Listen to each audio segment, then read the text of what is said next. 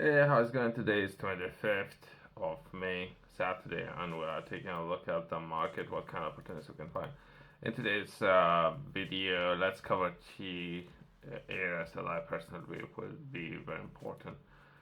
We would be taking a look at government's press releases and what government is trying to do with some of the laws and all opportunities coming into effect, right?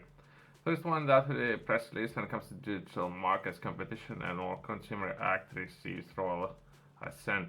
The Digital Market Competition and Consumer Act has became a law after it received royal assent. That's how to understand it. I have seen previously, I think it was 4 or 5 months ago, there was lady giving statements in the US.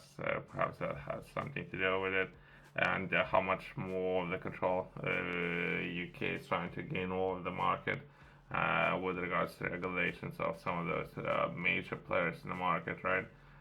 It's just that UK themselves, they won't be able to release the projects otherwise, right? Because those projects will be stamped by competition. But either way, let's try to understand.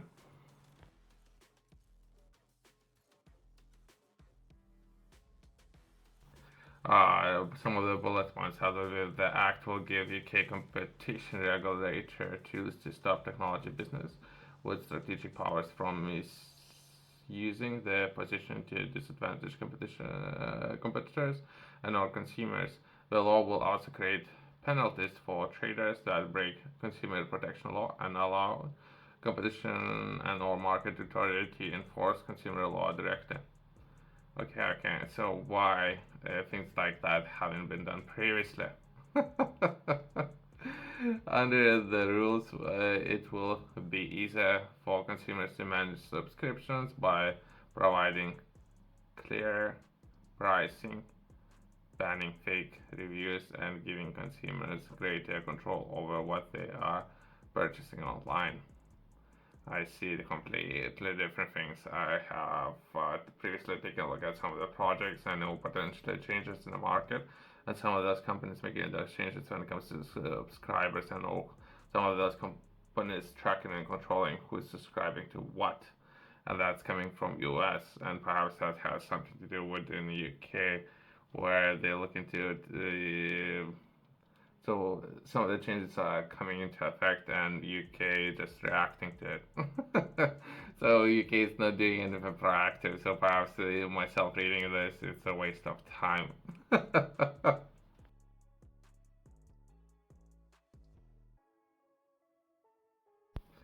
Digital Markets Competition and Consumers Act has became a law after receiving royal assent. The act paves the way to give consumers rights across UK with regards to controlling and clarity over online purchases. I think it's data tracking. I think that's what it's going to come back to, and where that data will be kept, and perhaps that would be subscription models, right?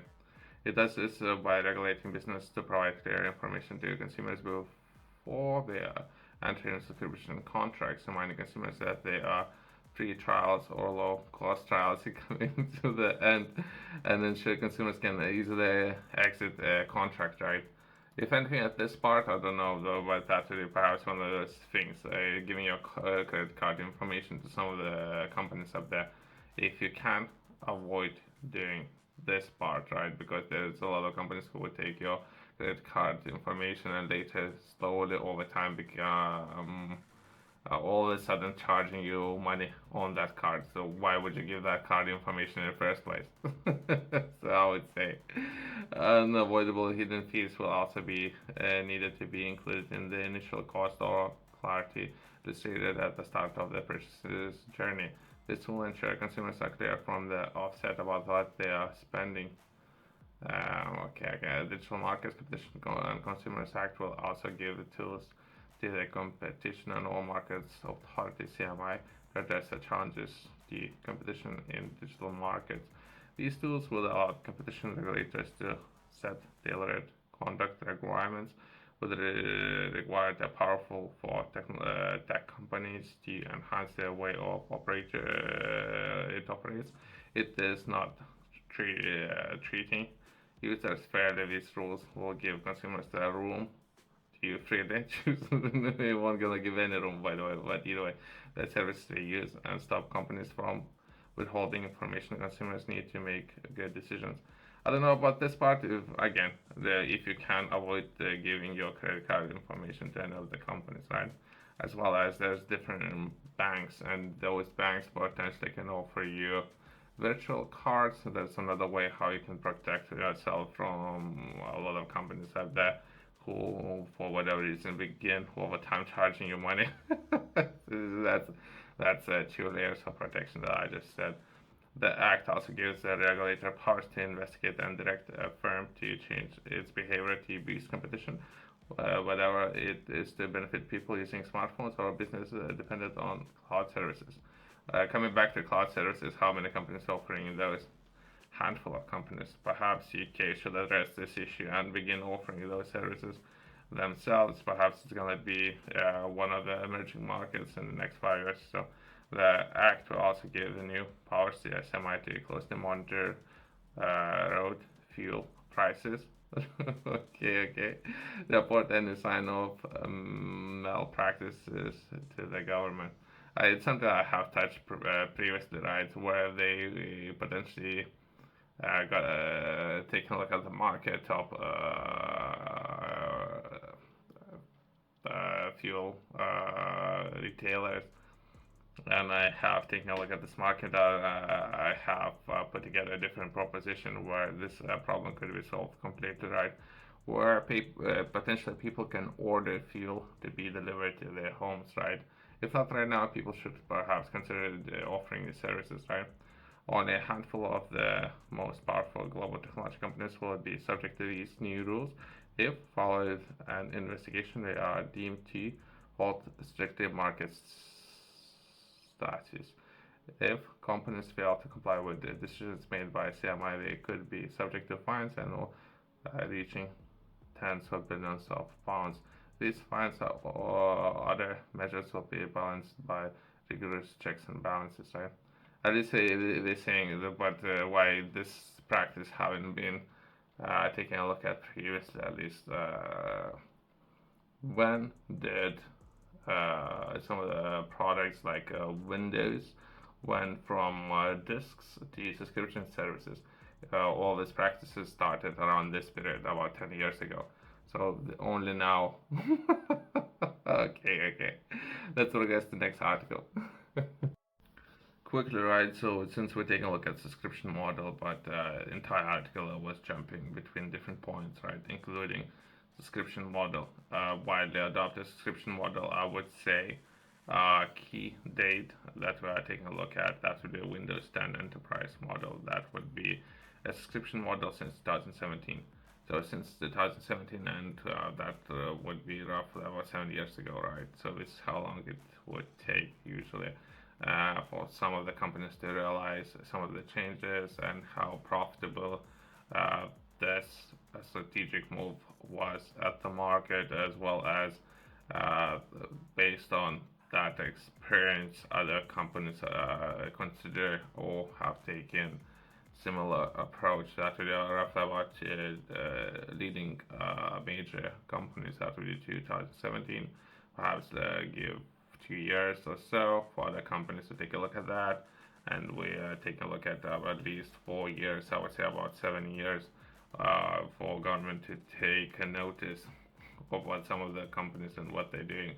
And they, within this article, they were taking a look at cloud services, right? So perhaps that's some of the major concerns currently in the market and what other players are doing there.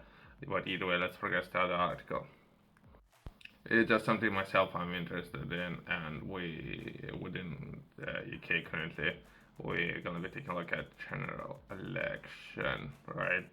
As well as when it comes to level of funding, I think last round of level of funding, usually that would be about 20 million.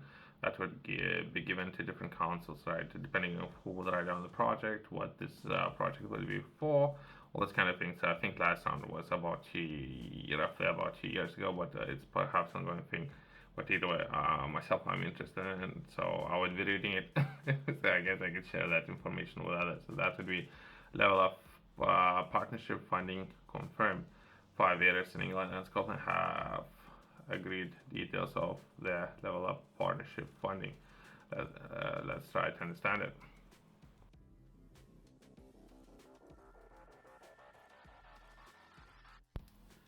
5 areas in England and Scotland have agreed with UK's government's details of the level of partnership funding. That would be Boston, Stoke-on-Trent, Wakefield, and Scottish Borders and all tendering were previously announced as areas which will receive level of funding partnership to support regeneration. In Boston, we are investing 30 million in regeneration and improving access to community sports facilities, including 7 million for Boston Leisure Center. So that would add up to 20 and 3.2 million to complete Boston United and community sports complex, which supports young people, which will include 30 affordable homes. Alongside which we are investing about 1.5 million for projects to support community groups and Boston tourism, and 2.8 million for Boston College to acquire and develop new Haven Wharf site to operate digital and creative campus.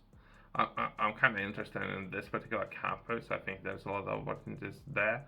But if I'll try to reach out to, there's nobody to respond, by the way, for comment. So I don't know if they should, if anybody should care about this kind of things, but either way.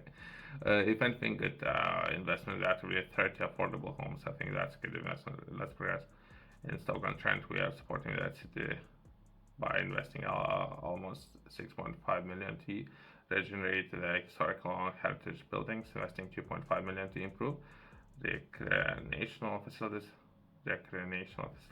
and create new well-being campus and fund the development of the 19th century building in Borslem, bringing the building back into public use.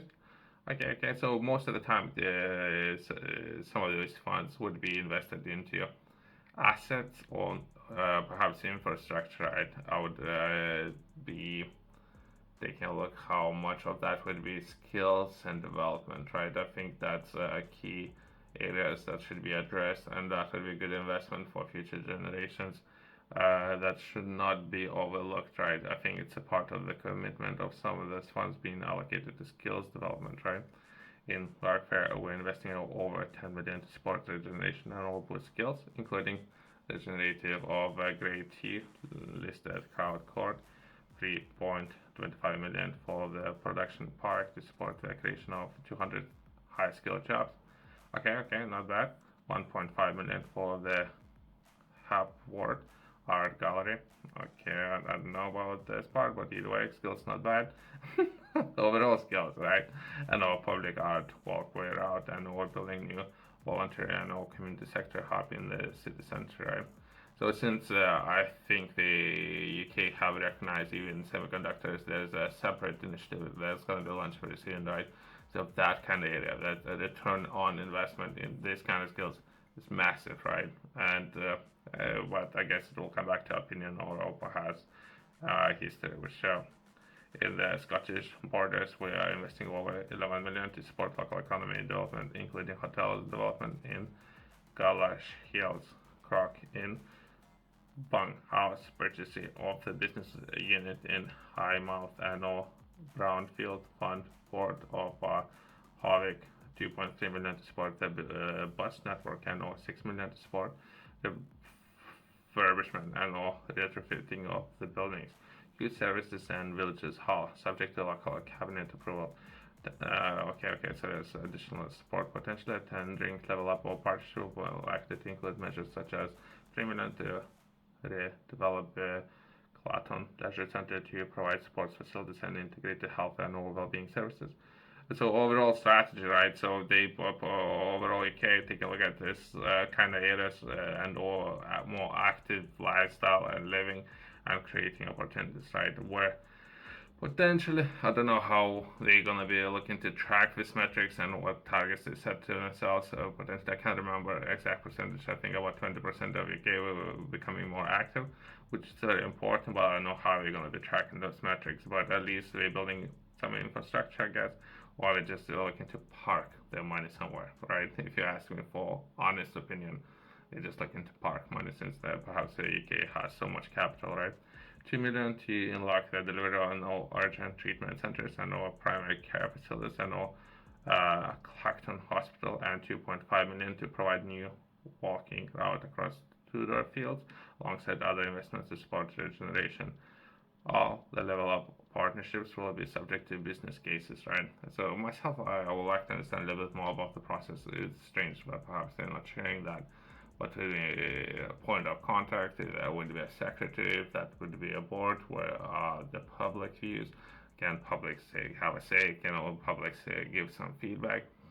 Some of the roads and some of its investments, I would highly recommend to invest into perhaps roads leading to ports, airports, those kind of train stations, these kind of facilities, in comparison to sometimes the funds would be allocated. This is such a strange project. I don't know. I don't know why. That it was. If it's on investment, I don't mind. But there was if the at any point would be a public say to how those funds will be allocated. That's why I'm interested in. But either way, thanks for watching and see you next one.